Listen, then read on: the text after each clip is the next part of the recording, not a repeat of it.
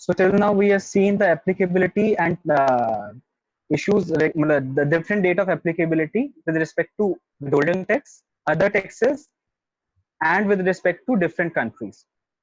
Now in the transition phase, there can be certain issues as well. There was one judgment, Johnson and Johnson versus ADIT, which was of Mumbai ITAT, which actually at that time was for the benefit of assessee, that as per DTAA, in certain DTAAs, the term, the language used in royalty article is that it is taxable on payment basis. So in that case, it was USA DTAA, but similar term is used in royalty in DTAA with Japan as well, Japan and UK as well. So now, if we see in combination this judgment and applicability of MLI, there can be an issue because India Section 195 of Income Tax Act says withholding tax is to be complied at payment or credit to the account, whichever is earlier. However, foreign resident, that is Japan and UK resident, if they are taking benefit of DTAA, they would like to offer this income on payment basis, and might be going forward taking the benefit of this judgment. Income tax authority will not provide them DTAA benefit at the time of credit. So if Indian resident has deducted certain, I've taken example of royalty for the month of March 20. Invoice was raised by foreign party in March 20, and the Indian party also accounted the same in March 20. Because of which Indian party has made the TDS compliances in March 20. But ultimately they have made the payment in April 20. Applicability date for other taxes and TDS both have taken as 1st April. But still you can see the issue. Income tax department will say that as per DTAA, UK resident or Japan resident has to offer this royalty income in AY 21-22. And if they will be willing to offer in 2021, they will be facing litigation. Further, income tax department can also no one can stop income tax department as such, so they can also catch the collars of withholder as well.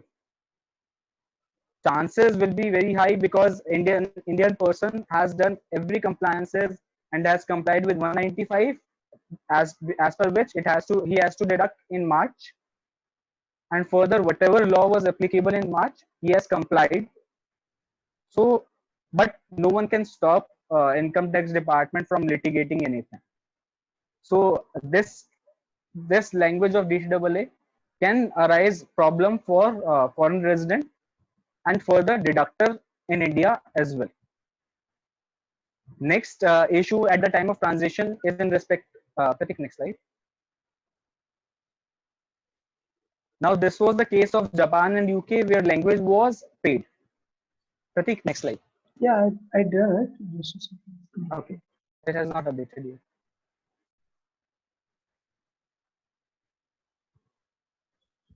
Now, if I talk from the perspective of Australia, the language used is not paid, it is arised. So in that case,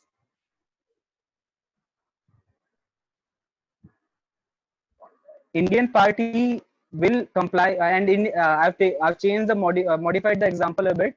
Indian party accounted the royalty income in April 20 as well. So although Indian party will withhold in AY 21-22 and will see the provision of MLI, and in these examples I've considered foreign party was not eligible for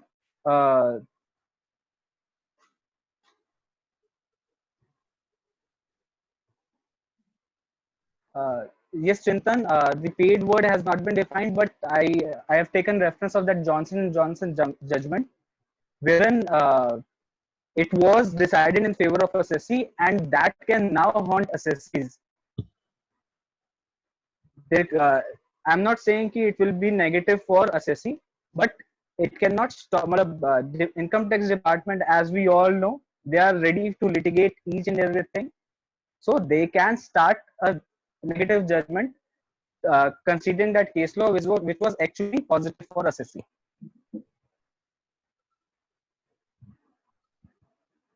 So coming back to cases like DTAAs like Australia. Now Indian resident will deduct tax in April 20 considering MLI provision. In all these examples, I have considered foreign party is not eligible for DTAA after after MLI being applicable. However, the foreign parties, that is Australian resident or such kind of DTAA residents, would be willing to offer this income in AY 2021 because they'll be getting DTAA benefit there. However, Indian resident will withhold tax without considering the DTAA.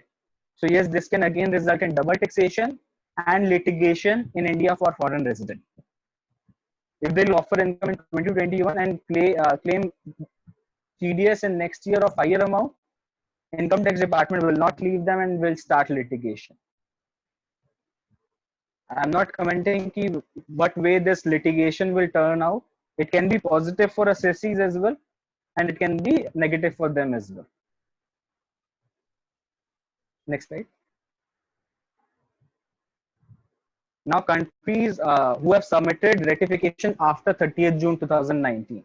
As we discussed, the concern date, the important date for applicability for other taxes is 1st October. What if it is after 1st October? But it is prior to that, but it is on or before 1st March. That is for the countries who have submitted their ratification instrument from 30th June 2019 to 30th November 2019. For them, TDS applicability will be for them applicability of MLI for TDS will be 1st April, while for other taxes will be 1st April 21. So here it's a completely different kind of issue where an Indian resident will deduct TDS without considering DTAA as per MLI provision. If this will be the scenario, foreign resident would like to offer income considering DTAA. Although income tax department cannot say ki MLI has started, but they can litigate considering MLI is there to stop base erosion profit shifting. They can litigate under various, they can start any ground to say that it is tax avoidance, and they will not offer the credit of such TDS. Any doubt on these issues? So I have taken these case studies. This case study is regarding Australian resident. Royalty contract was signed way back in 1st April 2019. Australian resident raised invoice also before 1st April, that is 31st March 2022, 31st March 20, but Indian resident made payment in April 20. And so I have bifurcated in this case study in two parts. If Indian resident credit in March 20 or credit in April 20. If it is in March 20, Australian resident will be very happy because he'll be eligible for DTAA benefit at the time of withholding as well as at the time of other taxes. So there will be no litigation for Australian resident, no litigation for Indian resident. But as explained in the previous slide, if the credit is done in April 20, then it can result in litigation for Australian resident. Although for 2020 AY 2021 MLI is not there, but income tax authorities, Indian income tax authorities can start litigation against Australian resident. Now I'll move to case study 3.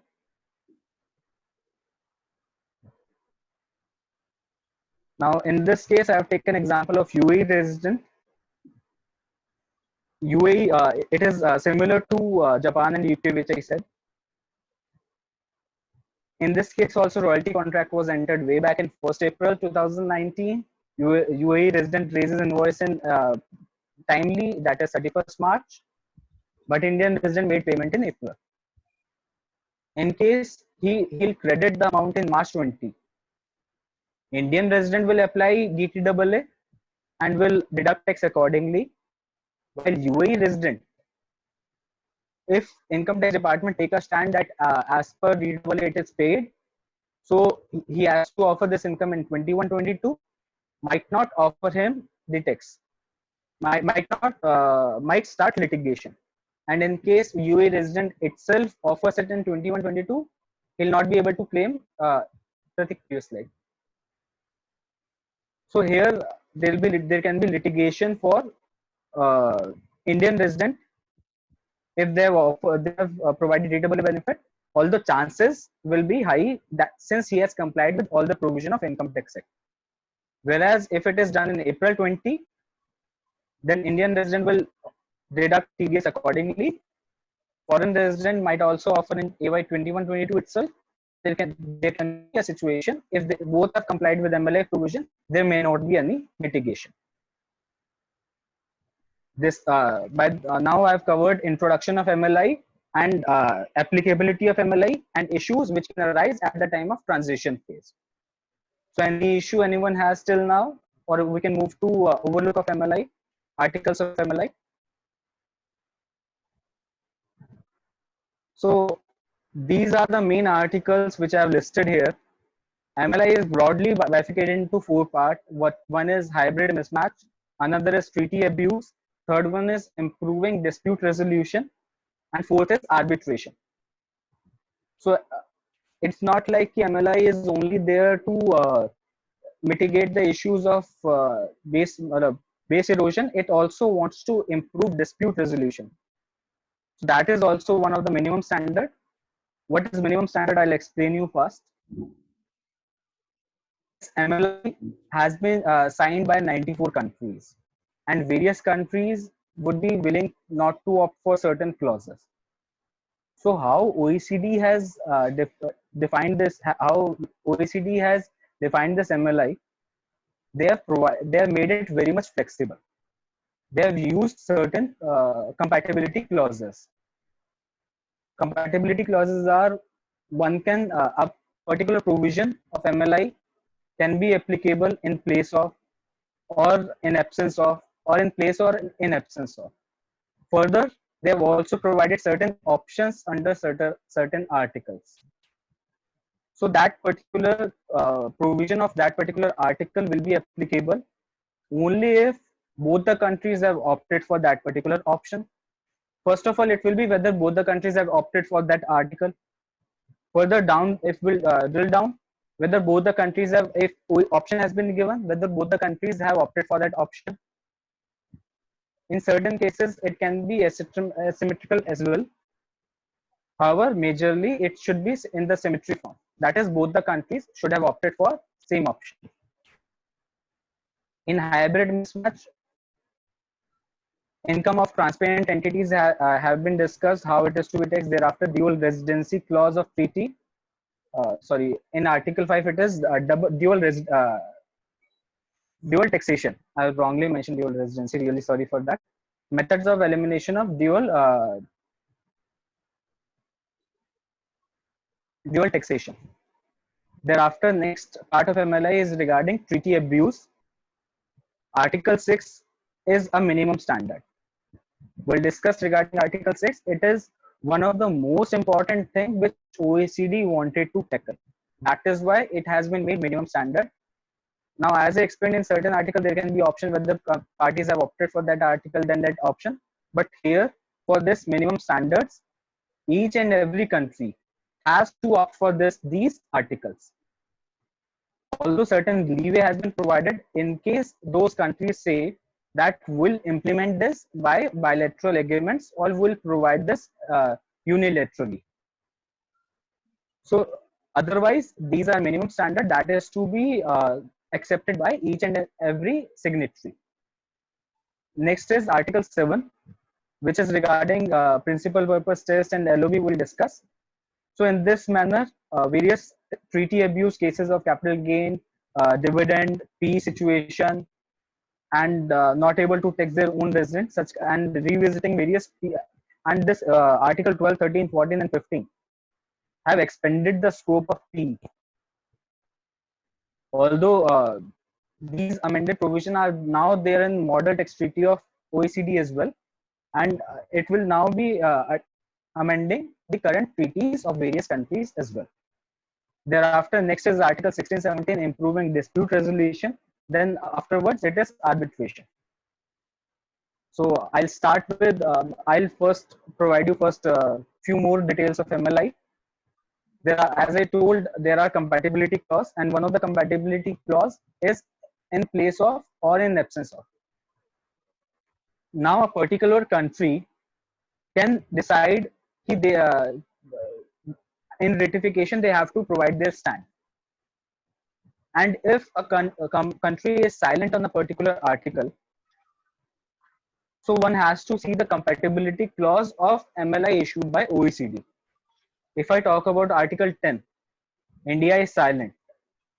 So we have to see the compatibility clause of MLI, which is in place of or in absence of. Wherever this kind of compatibility clause is used and a country is silent for that article will be in place, will be considered as accepted by that country.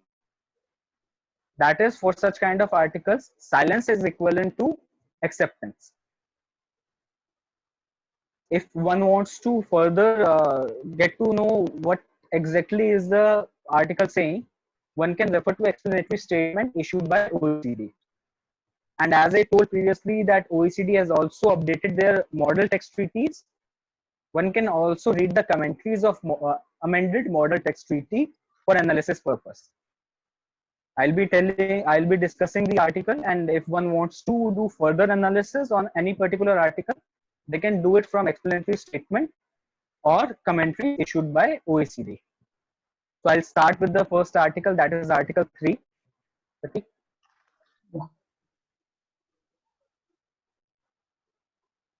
So first article is regarding income of transparent entities. India has not opted for this article, and thus this article provision are not relevant from Indian perspective. None of the treaties of India will be impacted by this article of MLI. Next is dual residency clause. This particular article of MLI is regarding persons other than individual. Currently, majority of DTAAs of India has this clause that in case a person other than individual is considered as resident of both the countries, the person will be considered as resident of the country where the person is having place of effective management.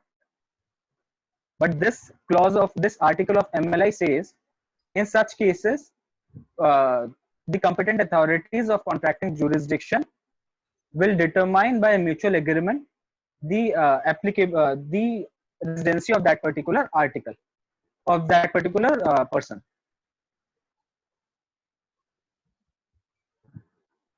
So next article is regarding dual taxation. So here in in respect to this article, I would like to highlight the importance of ratification as well. India, while signing the MLI, said that this they are not opting for this article. They opted out of this article, and they the technical term used are they hello. Yeah, please. They have put a reservation in respect to this article. However, when they finally ratified this treaty, when they finally ratified MLI, they applied this article as well, and they have opted that elimination will be done on the. They'll be giving, they'll be tackling dual taxation. Just pardon me for mentioning residency here. It is regarding dual taxation. They'll be eliminating dual taxation by way of providing credit. Uh, 1 second. Previous वाली PPT open करी क्या? Latest नहीं है? एक ही minute, मैं open करूं क्या? लेकिन आप में से शेयर नहीं होगा ना अभी? नहीं, हो जाएगा, हो जाएगा तो करिए हो आप करिए शेयर, मैं आपको उसमें से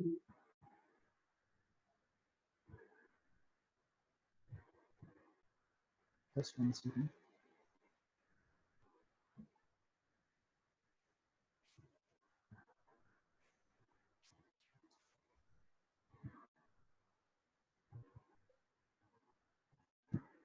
think let it continue. It appears the PPT saving it. Let it continue.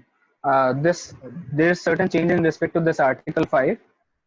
India actually opted for this article while ratifying, and India has opted that it will eliminate dual taxation by way of providing credit mechanism.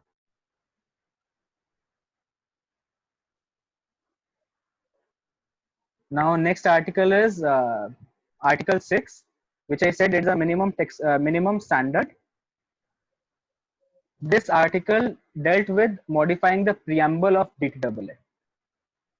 Everyone will remember the landmark judgment, which is the most discussed judgment, Azadi Bachao Andolan. In that judgment, Supreme Court said that since the preamble of India-Mauritius Treaty offers such kind of benefit, so one cannot be deprived by and cannot be, if they are not having proper documents, till they are eligible for DTAA benefit. However, now OECD wants to tackle such kind of treaty abuses by this Article 6, which is compulsory for all the signatories and which will modify the preamble of India's cover tax agreements. The preamble will now be modified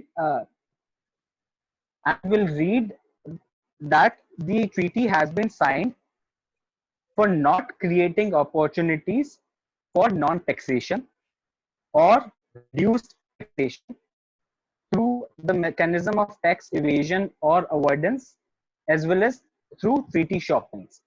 Now, if income tax authority will be able to prove that such any kind of agreement is resulting into either non-taxation, complete non-taxation, or certain kind of reduced taxation, agreement has been worded in such manner that it is resulting into less tax in India, and because of which the party is doing tax evasion or avoidance, or party has established certain entity just for treaty shopping, DTAA benefit will not be available for that particular party from April 20, in case MLI has came into applicability. I think next slide.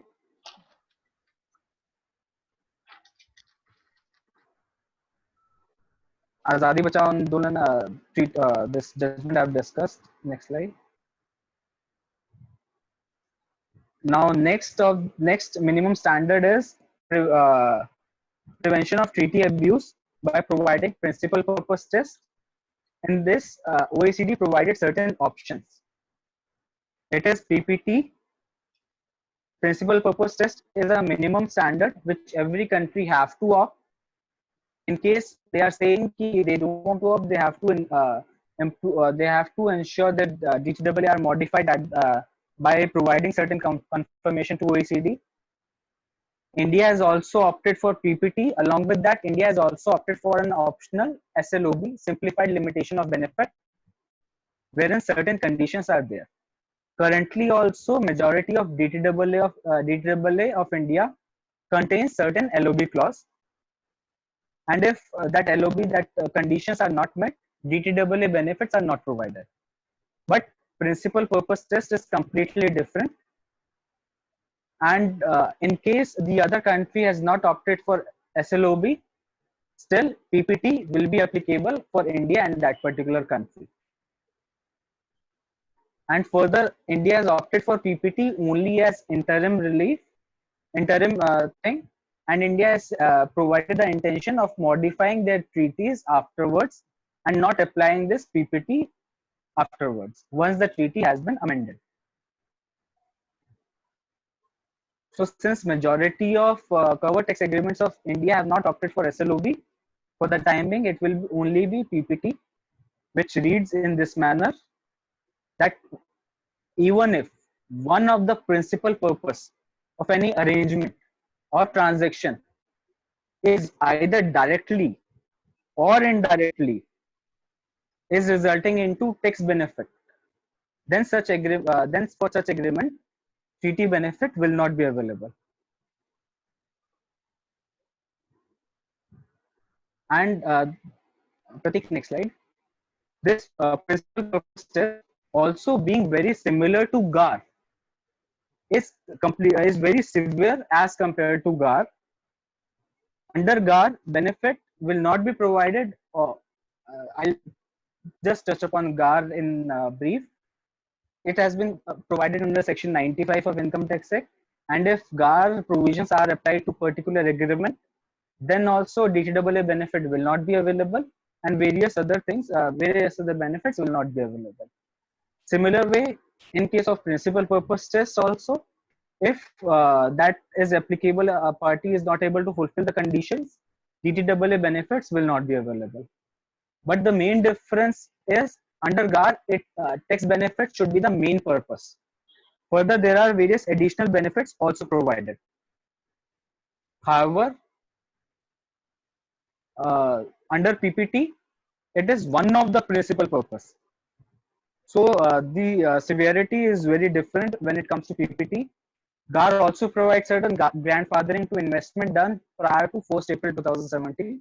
This is the date from which GAR was applicable, but there is no such grandfathering. We'll see one case law in this respect as well. So because of all these issues that PPT is more severe than GAR, various issues have arisen, and there was one article in Economic Times as well that foreign portfolio investors are now fearing retrospective tax because of no grandfathering available. So take next slide. So as you are aware that now GAR was applicable from 1st April, but it was providing grandfathering to investment done prior to 1st April. So I've taken this case study in that manner. If any investment has been made prior to 1st April 2017, and MLI for that particular country is 1st April 2020. Now that particular foreign portfolio investor, if they sell that particular investment by March 20, they'll be able to take benefit of DTAA. They are not. They are able to take benefit of DTAA, and MLI will not be applicable. While if it is done after April 20, GAR provisions will not be attracted, but still, because of principal purpose test, DTAA benefit will be deprived, will not be available to that assessee. And thus, if he complies with MLI, no litigation will be there. Take next slide.